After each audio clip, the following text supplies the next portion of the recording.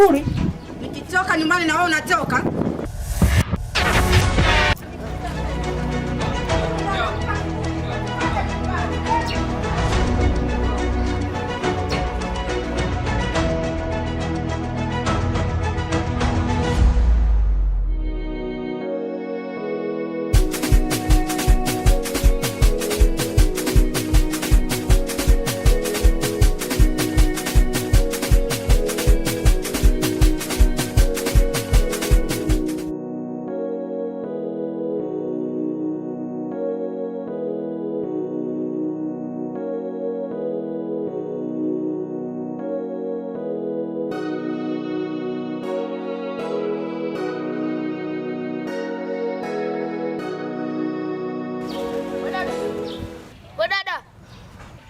Unasemaje?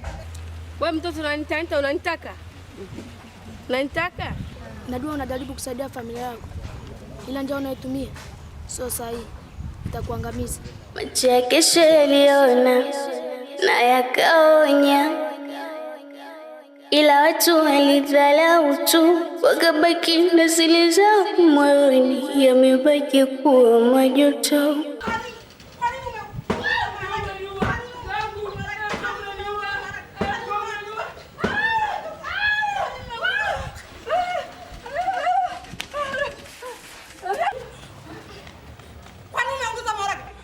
Uende ndani ubandike maharage mengine. Ubandike maharage mengine.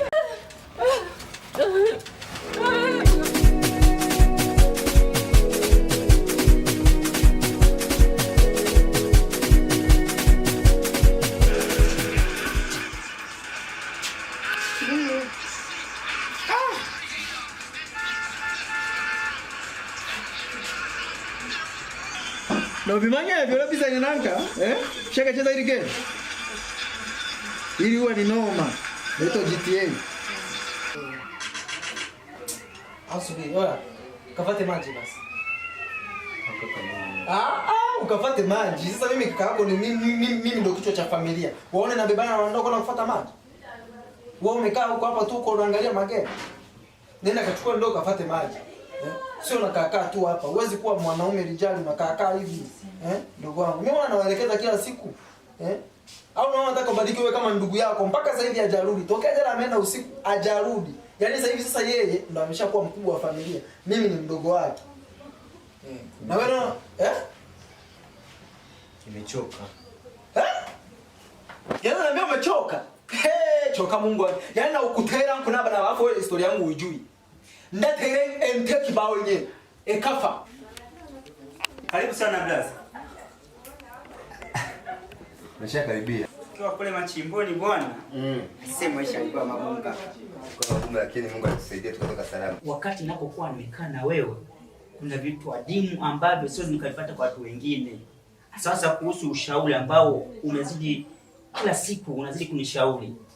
Kupitia ushauri wako, mawazo yako, ndio amenifanya niwe hivi. Nikwambie, urafiki ni jambo la msingi sana. Ila huwa kuna kitu ambacho kinaharibu urafiki.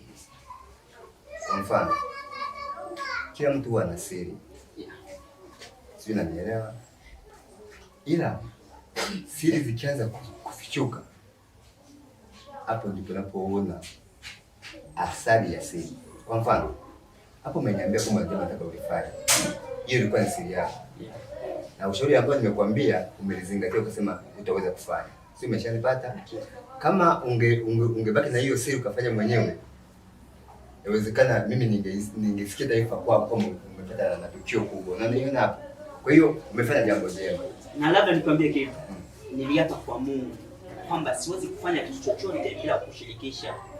Na unajua wakati nakushirikisha mambo yangu, I say bro, nimefanikiwa sana kupitia wewe. Vipi? Kale kademu niko niambiaga kwamba unako baada ya ndio nako. Ndio ilikuwa sasa mara. Unamaanisha nini? Labda nikwambie. Yule binti mimi siwezi kumwacha. Yaani yule binti kazama tena. Napokuambia na muda huu nikimtaka kweli Jambo jema sasa. Unajua wewe umeshajipata kwa sasa. Sijui umenipata. Fanya mchakato ukamweke mtu ndani. Haya mambo ya hii atachukua hela zako afa atakuacha hivi hewani. Kwa hiyo uwe makini. Ila sikia. Kuna kitu kimoja kaka ambacho tumeishi kwa muda mrefu lakini bado mimi naona kama kuna kafumbo fulani. Yaani muda ambao tumemaliza mimi na wewe. Simjui mke wako. Leo hii ninakwambia kwa maneno tukua na mpenzi tu. Yaani nashindwa kuelewa tufanyeje ili tuweze kujuana kiundani. Nikija kwako wakati napokuja kwako simkuti. Sio ina mkosi gani kama nikimdamo. Yaani muda ufike nimjue shemeji yangu. Yaani usio kanichukulia poa. Haya. Mjinga mwenzako huyu hapa naenda anafika sasa hivi. Tokea jana anaingia sasa hivi. Yaani mimi familia sijui nataka nifanye zimana mwendani na ruke simbe mtambuke. Usikia hivi. Yesu nalifanya unajua kuongea sana. Ila yeye hapo. Alafu na manyali yote yake. Subiri kwanza, subiri wewe. Wewe mimi siongee na wewe kaongea. Unalala nje. Umekuja na hela sawa. Hatujui unafanya kazi gani. Kidutu hili nikufanye nini kidutu jamani? Si utaki hela. Ngoja ni ndai wewe acha bana hela. Wewe nenda kaoge huko ujiandae nje kupika kazi kufanya. Na kazi hizi za kutupa. Nenda. Ila wewe, nenda. Ila wewe nitakuweza. Wafikiri nitawanyoosha mwaka huu. Kwa sababu nyie na wewe. Mimi nitawanyoosha mwaka huu. Hivi kujiendelesha vuela huu. Ndio Shuma ndio nilikuwa nawaambia hivi. Kaka nini? Em kwanza simama. Nini? Unataka nini? Wewe shika hii 500, chukua 500 utaenda ununue pipi. Wewe hela nyingi za nini? Za kazi gani? Mimi kila siku nalipa 500. Wewe tulia bana, nenda kalete maji huko. Pita hapa kalete maji kabla na wewe sija kushusha mitama hapa. Nenda bwana 500 unaenda utakunyang'anya. Ila nitamwambia dada. Namwambia anaweza kanifanya nini dada yako na wewe naye. Mimi ndio kichwa cha familia. Nenda. Alafu hivi viatu vyangu uliviosha wewe? Unajua mimi mke wangu nimemtengenezea kwenye mazingira ya kuhangaika. Kwa hiyo kiasi inabidi wanamke anafanya kazi. Ila ipo siku ndio kumuona mke wangu. Na kipindi nimechagua chombo. Na najivunia nacho kikweli. Nakuelewa vitu vyako. Hata zamani wewe unatafuta yale mapesi yaliyonyoka. Siku ya utambulisho wa mke wako au mpenzi wako, na mimi nakuja na mpenzi na mke wangu. Umuone sasa. Na nitambulisha wa kwako na kutambulisha wa kwangu. Kila kitu kinakuwa fresh. Na hiyo siku itakuwa ni pambe sana. Aisee kaka. Hakikisha umefanya vitu vyote. Yaani hakikisha ufeli huku lakini shemeji umlete. Hatuwezi kuishi tukiwa tumejificha hivi. Mara mkeo simjui, mara huyu naye nataka kumuoa umjui. Sasa nataka nikwambie kitu kimoja. Mimi nataka niandae hii sherehe kwa ajili ya kitu hicho. Ushanielewa? Ukisikia simu tu hapo umepiga penyewe. Sasa unajua ndugu yangu, acha mimi nikaondoke, muda umeenda. Au vipi? Kaka. Nashukuru sana. Unaweza kanitoa au vipi? Shukrani sana. Poa. Leo tumebonga mzee.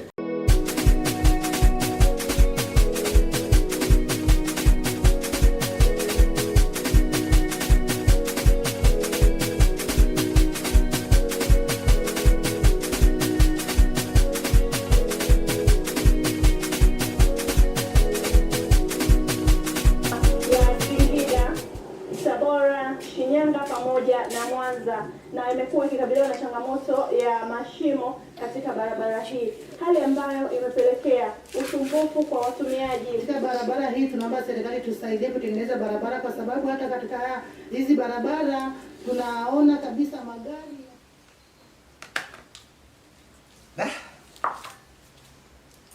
Ila bibi nikwambie kitu.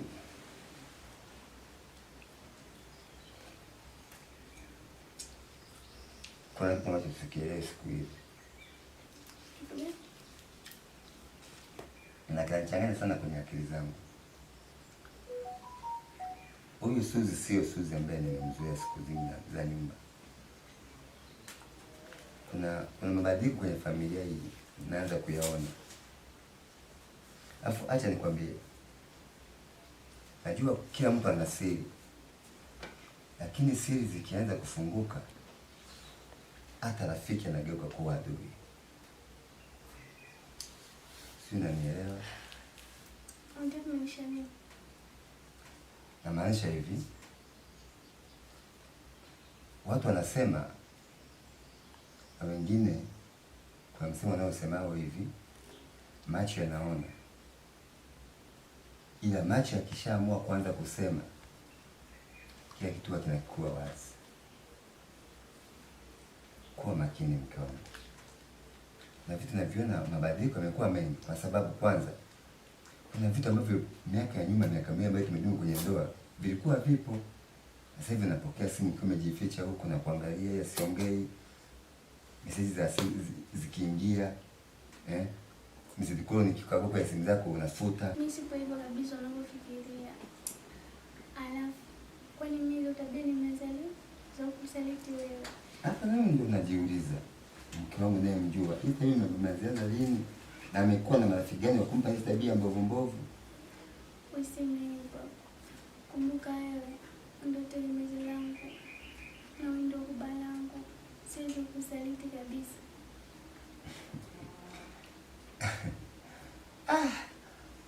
Hapa unanirudisha kwenye hali yangu ya kawaida, lakini nimeshakuwa na wasiwasi. Usifanye hivyo. Unajua kwa nini nawaza yote haya? Kwa sababu nakupenda sana wewe mwanamke. Sioni mwingine zaidi yako. Kweli? Afu nikwambie kitu babangu. Naambia. Kesho natakiwa kwenda kwa mama. Anauma sana na amenipigia simu. Hivi mama yako mbona mimi namba yake ninayo? Namba yangu anayo. Huwa anipigiaje mimi? Anapiga wewe tu. Afu ndani ya huu mwezi umeenda kwa mama Marais mara 2. Sawa. Itabidi uende kwa sababu sina cha kufanya. Hilo mwambie mama. Au anapitia tena kwangu, aniheshimu mimi. Mimi yani kwa kipindi hiki mimi ndio naye kumiliki. Sio lazima kila siku akitaka nakupigia wewe unaenda, nakupigia wewe unaenda. Inakuwa sio fair. Sijui unanipata? Sawa, mimi nimekuelewa. Na nitamfikishia taarifa, lakini usijisikie vibaya. Kwa sababu mama akiuma, mtoto wake anatakiwa kumpigia kwa kwanza. Kwa hiyo alikuwa na wasiwasi tu, wala usijali. Kwa hiyo kesho asubuhi naondoka. Basi tukalale mapema angalau. Sio tena. Kwa basi mimi tukalale. Afu twende chumbani.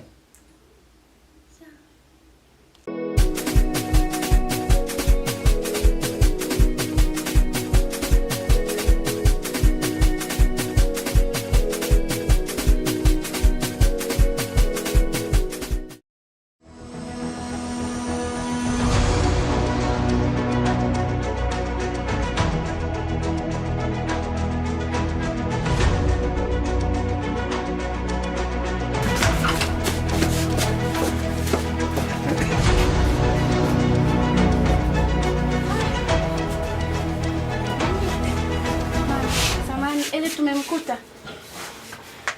Hayupo. Kulikoni? Mama, nimewaleta hapa ili aweze kuwasaidia. Kuwasaidia? Ndio, ile aliwahi kumsaidia kakaangu. Unachokiongea unakisikia kweli? Au ndio utakutaka kumtia matatizo mwanangu?